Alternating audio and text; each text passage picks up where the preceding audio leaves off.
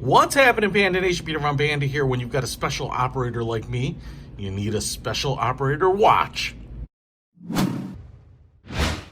And so what I've got here is another watch by MTM. This one's actually on loan by the guys at Watches Galore and the OFD channel and Time to Go Travel and Marshall Time. So kind of making a tour here, but you can check it out at specialopswatch.com. That's MTM's website, site that I discovered a long time ago and actually bought a watch from them a long time back and really liked it. So, hey, I wanted to check this out because they sent this out to be checked out and got myself in that list here. So we've got little goodie bag here, including some, I think what these are, like the watch changing or the strap changing tools, because this is kind of a heavy duty thing here. And it's just always fun to see what MTM is doing. They always kind of put in some interesting tools, usually lights. That's kind of the thing that they've been known for. This one doesn't have any of that except for a chronograph function, and that's because this one is called, let's see, we've got the plastic on there too. Let's see if we can take a close look at this.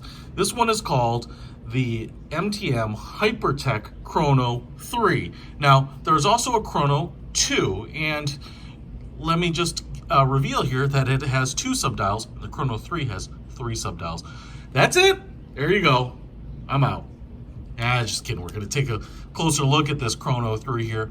I actually grabbed it out of the box, and you can see it. I might as well just get into it because I actually inadvertently started it. So just like any other chronograph, you've got a pusher up at the top and the bottom. You've got big knurling on everything. Even the cap here, which is huge on the crown, is nicely knurled. This kind of reminds me of a U-boat. You can see here we even have like Allen key type of recesses in it, so it definitely has an industrial look. You can see here we've got the screw-through straps, or the bars there, not just your standard spring bars, so really heavy duty, and that's what that tool in the kit is for.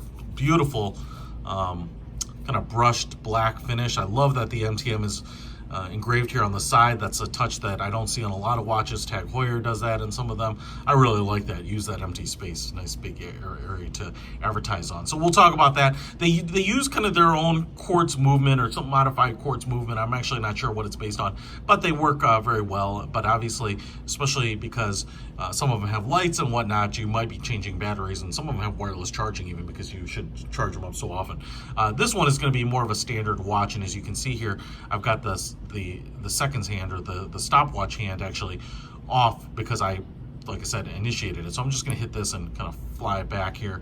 You can see here, that subdial down here is actually the seconds subdial, and I do like all these big kind of sci-fi looking numbers here. You can see them down here. They're all squared off. It kind of reminds me of the Nostromo, and marked off here in 5 minutes. And so what you get here is kind of this other illuminated ring to 20 minutes. Now I'm assuming that's because there's something that's important over a 20-minute period. I don't know what it is, but, or a 20-second period.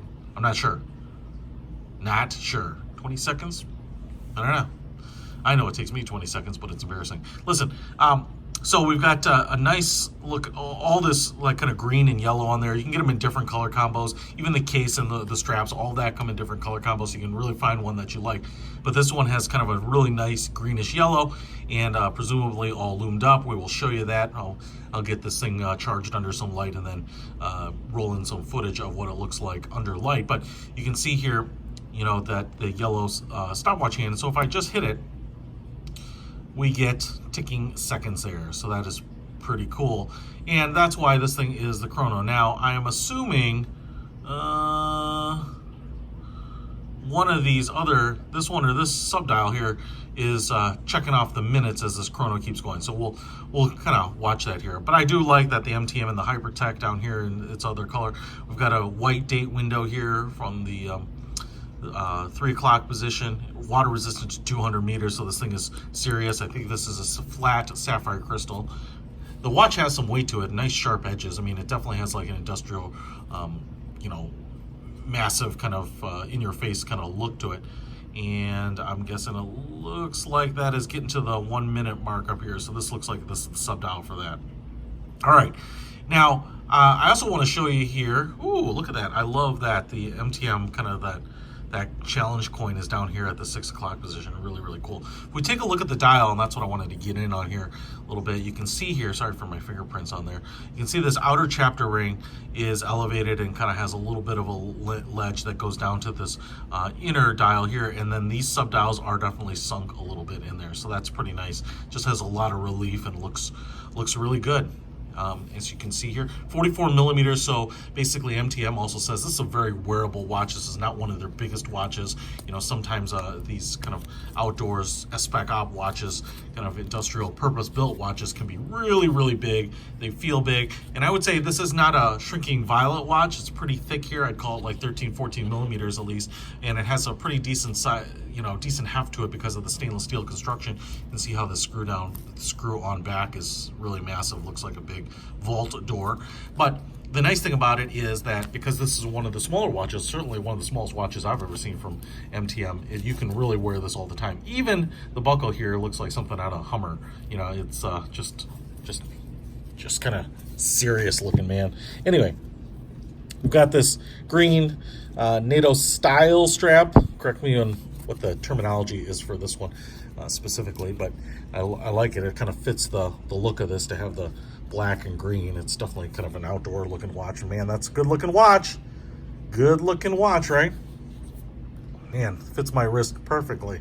I could definitely be okay with them leaving this here forever. You know, perfect outdoor watch. If you check out MTM, a little patch on the side here, you know, they have videos on their watch just taking a beating, taking a licking, being tied to Jeep tires and all that and being driven through streams.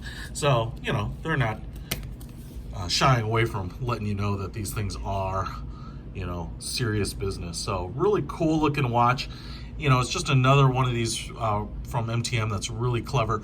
Now, you might be checking out MTM's website and seeing that a lot of these watches, when they have built-in LEDs and other functions, get pretty expensive. This is not that expensive. In fact, I think it's probably one of the great values in watches if you're looking for something robust and rugged. You know, I think they start at about $375 and kind of go on up depending on how you kind of combo up the case and the strap and all of that, and even the dial. You know, that can vary depending on what fits your taste. But that's a really good price point for, you know, something with a chronograph and kind of the history and reputation of MTM. So anyway, check it out. I'll put a link to MTM watches in the description below if you want to pick it up. Peter von Panda, out.